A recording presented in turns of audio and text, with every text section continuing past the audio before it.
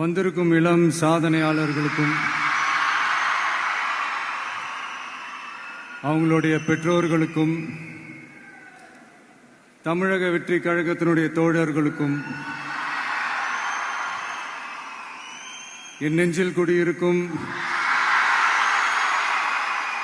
நண்பா நண்பிகள் உங்கள் அனைவருக்கும் மீண்டும் என்னுடைய பணிவான வணக்கங்கள். நான் இன்னைக்கு எதுவும் பேச வேணான்னு தான் நினைச்சேன். பட் ஒரு முக்கியமான ஒரு விஷயத்தை பத்தி இன்னைக்கு நான் பேசலன்னா அது அவ்வளவு கரெக்டா இருக்காதுன்னு எனக்கு தோணுச்சு. அதான்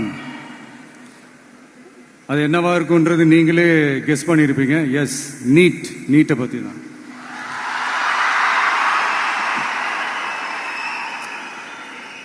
இந்த நீட்ன்றது பாத்தீங்கன்னா நம்ம தமிழ்நாட்டில் இருக்கிற மாணவ மாணவிகள், குறிப்பாக கிராமப்புறத்தில் இருக்கிற ஏழை எளிய பிற்படுத்தப்பட்ட, மிகவும் பிற்படுத்தப்பட்ட மற்றும் தாழ்த்தப்பட்ட வகுப்பினை சேர்ந்த இந்த மாணவ மாணவிகள் எல்லாருமே ரொம்பவும் பாதிக்கப்படுறாங்கன்றது தான் ஒரு சத்தியமான ஒரு உண்மை.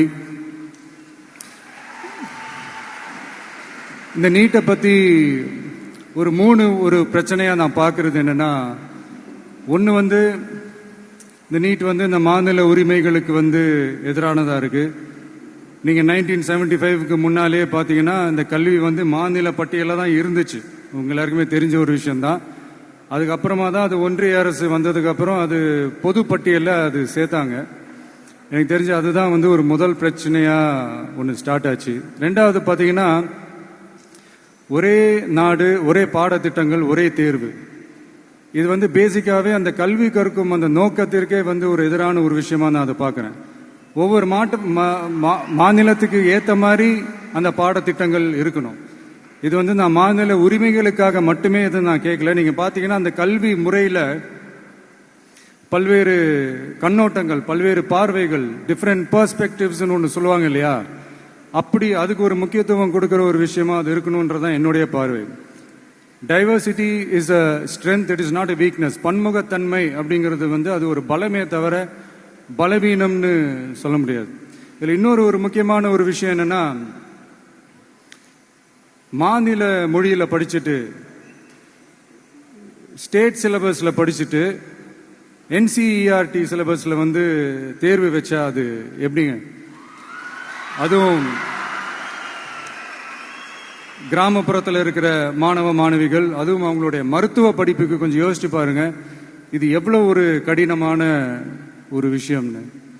மூணாவது நான் பார்க்கிற ஒரு பிரச்சனை என்னன்னா, இப்போ போன மே மாசம் 5ஆம் தேதி அந்த நீட் எக்ஸாம்லாம் நடந்துச்சு. அதுல சில குளறுபடிகள்லாம் நடந்ததா நம்ம நிறைய அந்த செய்திகள்லாம் பார்த்தோம், படிச்சோம் இல்லையா. அதுக்கப்புறமே என்ன ஆயிடுச்சுன்னு பாத்தீங்கன்னா, அந்த நீட் தேர்வுக்கு மேல இருக்கிற அந்த நம்பகத்தன்மையை மக்கள் மத்தியில சுத்தமா போயிடுச்சு. இனிமே நாடு முழுக்க அந்த நீட் தேர்வே தேவையில்லை அப்படிங்கறத இந்த செய்திகள் மூலமா நாம எல்லாருமே புரிஞ்சுக்கிட்ட ஒரு விஷயம். சரி, இதுக்கு என்னதான் தீர்வு அப்படின்னா, நீட்டு விலக்கு தான் இதுக்கு உடனடி தீர்வு.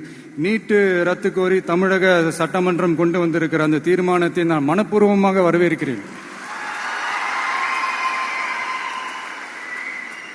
இதுக்கு அந்த ஒன்றிய அரசு அந்த கால தாமதம்லாம் எதுவும் செய்யாம தமிழ்நாட்டு மக்கள் அவங்களுடைய உணர்வுகளுக்கு மதிப்பு கொடுத்து இதை சீக்கிரமாவே இதை சால்வ் பண்ணணும் அப்படின்றதான் இங்க நான் கேட்டுக்கிறேன். சரி, ஓகே, இதுக்கு நிரந்தர தீர்வு தான் என்ன அப்படின்னா, அந்த கல்வி பொது பட்டியலிருந்து மாநில பட்டியலுக்கு கொண்டு வரணும். ஒருவேளை அதுல ஏதாவது சிக்கல்கள் இருக்கு அப்படின்னா ஒரு இடைக்கால தீர்வா இந்த இந்திய அரசியலமைப்பு சட்டத்தை திருத்தி ஒரு ஸ்பெஷல் கன்கரண்ட் லிஸ்ட், சிறப்பு பொது பட்டியல் அப்படின்னு ஒண்ணு உருவாக்கி அதுல கல்வி மற்றும் சுகாதாரத்தை அதுல சேர்க்கணும்.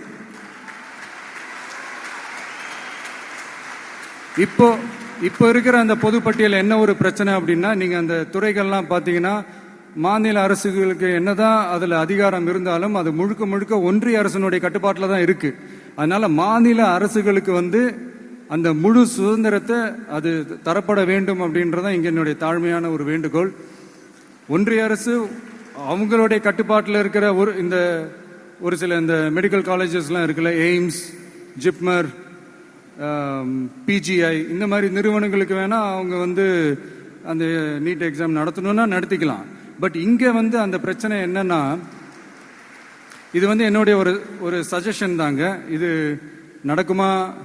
உடனே நடக்காதுன்னு எனக்கு தெரியும். அப்படியே நடந்தாலும் அதை நடக்க விட மாட்டாங்கன்னு எனக்கு தெரியும்.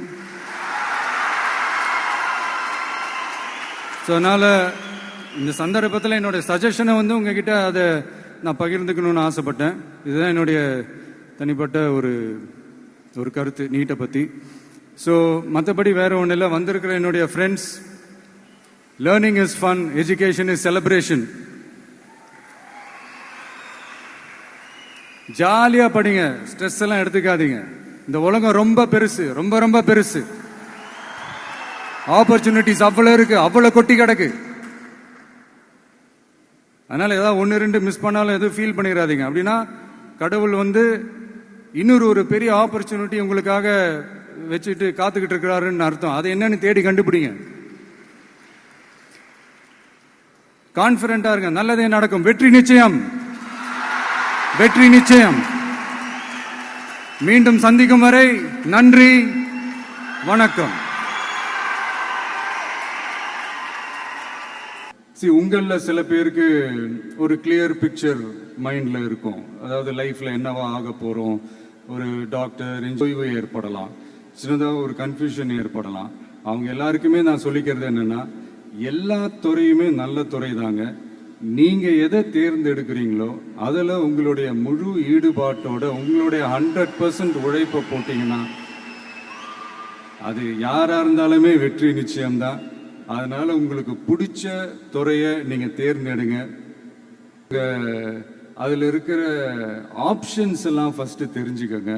உங்க பேரண்ட்ஸ் கிட்ட டிஸ்கஸ் பண்ணுங்க, உங்க ஸ்கூல் டீச்சர்ஸ் கிட்ட டிஸ்கஸ் பண்ணுங்க.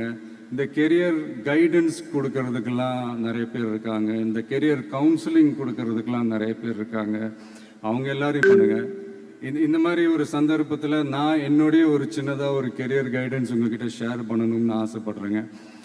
பொதுவாக நம்ம வந்து ஒரு துறையை தேர்ந்தெடுக்கும் போது அதில் எவ்வளோ டிமாண்ட் இருக்குது அப்படின்றத நம்ம பார்ப்போம் இல்லையா? ஃபார் எக்ஸாம்பிள், மருத்துவம், பொறியியல் மட்டும்தான் நல்ல ஃபீல்டுன்னு சொல்லலாம். உலகத்தரத்தில் டாக்டர்ஸ், இன்ஜினியர்ஸ், லாயர்ஸ்லாம் அதிகமாகவே இருக்காங்க.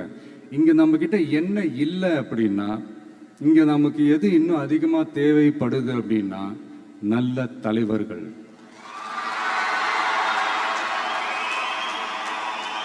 நான் தலைவர்கள்னு சொன்னது வெறும் அரசியல் ரீதியாக மட்டும் சொல்லலை. இப்போ நீங்கள் ஒரு துறைக்கு போறீங்க, அதில் நீங்கள் சிறந்து விளங்குனீங்கன்னா அந்த ஒரு தலைமை இடத்துக்கு உங்களால் ஈஸியாக வர முடியும். அதைத்தான் நான் சொன்னேன், இன்னும் நமக்கு நிறைய தலைவர்கள் தேவைப்படுறாங்க அப்படின்ட்டு. அது மட்டும் இல்லை, ஃபியூச்சரில் அரசியலும் ஏன் வந்து ஒரு கெரியர் ஆப்ஷனாக வரக்கூடாது? அப்படி வரணுன்றது என்னுடைய விருப்பம். நல்லா படிச்சவங்க அரசியலுக்கு வரணுமா வேண்டாமா? உங்களை தான் கேட்கிறேன். நல்லா படிச்சவங்க அரசியலுக்கு வரணுமா வேண்டாமா? நல்லா படிச்சவங்க தலைவர்களாக வரணுமா வேண்டாமா? ஓகே, உங்க ஆர்வம் எனக்கு புரியுது. பட் இப்போதைக்கு படிங்க, மீதி எல்லாம் அப்புறம் பார்த்துக்கலாம்.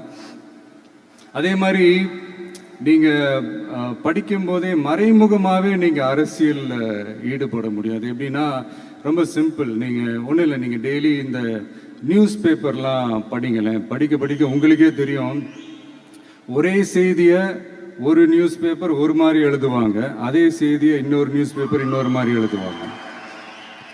ஒரு செய்தியை ஒரு நியூஸ் பேப்பரில் ஃப்ரண்ட் பேஜில் ஹெட்லைன்ஸில் போடுவாங்க, அதே செய்தியை இன்னொரு நியூஸ் பேப்பரில் கடைசி பக்கத்தில் கூட போட மாட்டாங்க. இங்கே நியூஸ் வேற, ஒப்பீனியன் வேற, செய்தி வேற, கருத்து வேறங்கிறது உங்கள் எல்லாருக்குமே தெரிய வரும். இப்போல்லாம் பார்த்தீங்கன்னா நிறைய இந்த மெயின் ஸ்ட்ரீம் மீடியாவுக்கு ஈக்குவலாக நிறைய இந்த சோஷியல் மீடியா சேனல்ஸ்லாம் இந்த நல்லது கெட்டதுன்னு இந்த ஒப்பீனியன்லாம் கிரியேட் பண்ணுறாங்கல்ல.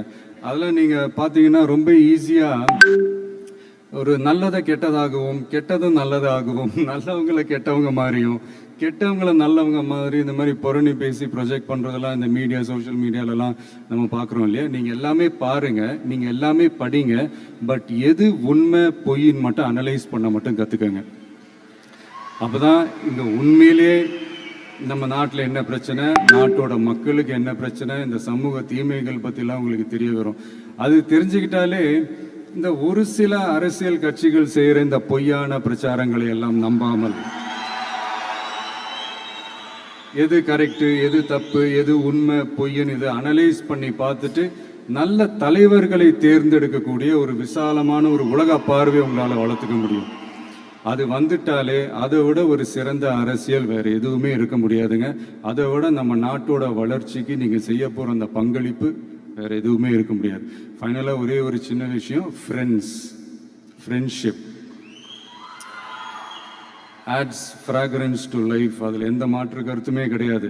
ஒரு கட்டத்துக்கு அப்புறம் பேரண்ட்ஸுக்கு அடுத்தபடியாக, இன்னும் சொல்லப்போனால் பேரண்ட்ஸை விட அதிகமாக நண்பர்களோட டைம் ஸ்பெண்ட் பண்ணக்கூடிய அந்த ஒரு சூழ்நிலை ஏற்படும். அதனால நல்ல நண்பர்களை தேர்ந்தெடுங்க. நீங்கள் கேட்கலாம், நட்புன்றது அதுவாக அமையிறது தானே, நாம் எப்படி சூஸ் பண்ண முடியும்னு. அது ஒரு விதத்தில் கரெக்டு தான். அதனால நான் கொஞ்சம் வேற மாதிரி சொல்கிறேன். இப்போ உங்களுடைய இந்த நட்பு வட்டாரத்தில் இப்போ ஏதோ ஒரு விஷயம் தப்பாக இருக்குது அப்படின்னா, இப்போது அதில் சில பேர் இந்த தவறான பழக்கங்களில் ஈடுபட்டிருந்தாங்கன்னா முடிஞ்சால் அவங்கள நல்வழிப்படுத்த பாருங்கள். இந்த தவறான பழக்கங்களில் மட்டும் ஈடுபடாதீங்க, ஈடுபடக்கூடாது. நான் முன்னாடியே சொன்ன மாதிரி தான், உங்களோட அடையாளத்தை எக்காரணத்தை கொண்டு இழந்துடாதீங்க. Don't lose your identity at any cost. இது நான் ஏன் இவ்வளோ வலியுறுத்தி சொல்கிறேன்னா, இப்போ ரீசெண்ட் டைமில் நீங்கள் பார்த்தீங்கன்னா நம்ம தமிழ்நாட்டில் இந்த போதை பொருட்களுடைய இந்த பயன்பாடு அதெல்லாம் முக்கியமாக யங்ஸ்டர்ஸ் மத்தியில் ரொம்பவே அதிகமாயிருச்சு. ஒரு பெற்றோர் என்ற முறையில், ஒரு அரசியல் இயக்கத்துக்கு தலைவர் என்ற முறையில் எனக்குமே ரொம்ப அச்சமாக தான் இருக்குது.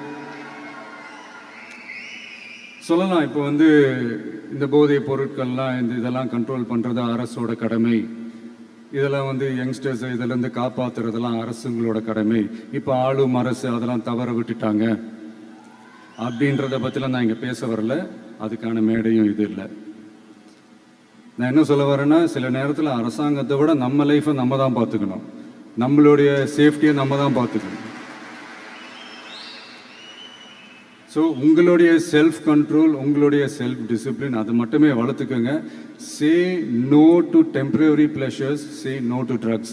எனக்காக இது ஒரே ஒரு வாட்டி ரிப்பீட் பண்ணுறீங்களா? Say no to temporary pleasures, say no to drugs. இன்னும் ஒரே ஒரு வாட்டி please. Say no to temporary pleasures, say no to drugs. Thank you. இந்த உறுதிமொழியை நீங்கள் எல்லாரும் எடுக்கணும்ட்டு நான் ரொம்ப தாழ்மையுடன் கேட்டுக்கிறேன். மற்றபடி வேற ஒன்றும் இல்லை. இந்த தேர்வில் தேர்ச்சி பெற முடியாதவங்க, நினச்ச மாதிரி மார்க்ஸ் எடுக்க முடியாதவங்க ஒன்றும் லைஃப்பில் எதுவும் டிசப்பாயிண்ட் ஆகாதீங்க. வெற்றி தோல்வி ரெண்டுமே ஈக்குவலாக பேலன்ஸ் பண்ணி போக கற்றுக்கிட்டாலே போதும். தோல்வி நம்மக்கிட்ட வர்றதுக்கே பயப்படும்.